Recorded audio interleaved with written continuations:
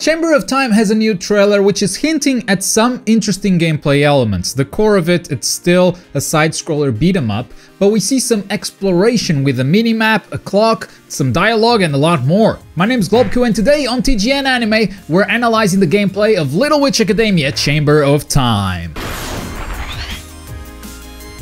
Let's start with the core gameplay. This is a traditional side-scroller beat-em-up, and as it's usual in this genre, you beat up a bunch of enemies, and at the end of a level, you have a boss fight. Now, what this game does differently from most beat-em-ups is the fact that instead of using your fists, you're using magic. On the left side of the screen, we can see a weak, medium, and strong attack buttons, as well as a bunch of different abilities that cost mana and seem to operate on a cooldown. You travel in a party of 3, and so far not much is clear. We don't know if you can change characters on the fly or if they're just there to assist you, if the special moves you're able to use depend on the assist characters that you bring to your party, or if you can even play this game cooperatively with 3 players. That would be awesome, but so far we don't know if that's the case. Nevertheless, you will be able to play as different characters and each one of them seems to have unique attacks at their disposal. We've already seen 6 characters and I'm guessing we'll have even more when the game is finally released. During the beat-em-up sections on the top right corner, you can see the dungeon layout.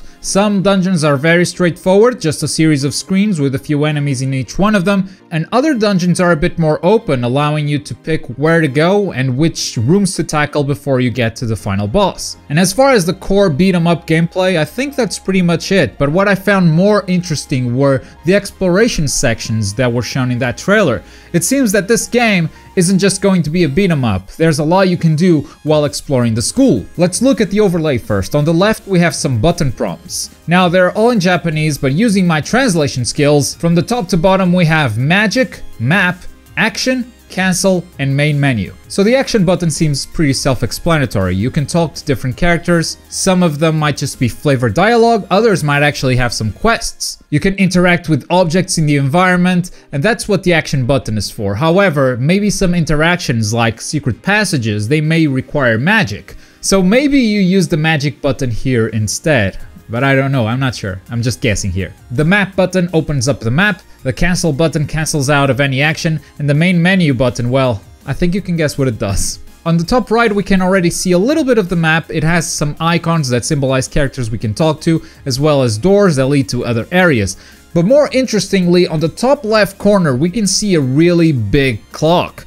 If I didn't know any better, I'd say this game is going to be a Persona Lite. For those who don't know, the Persona games have you living this lifestyle in school and you can choose where to spend your time. Do you want to go to a dungeon and level up your characters? Or do you want to build up relationships with other characters? Do you want to go get a part-time job so you can have more money to buy more stuff? You can pretty much choose what to do with your time, and that would be great if we could choose what to invest our time on.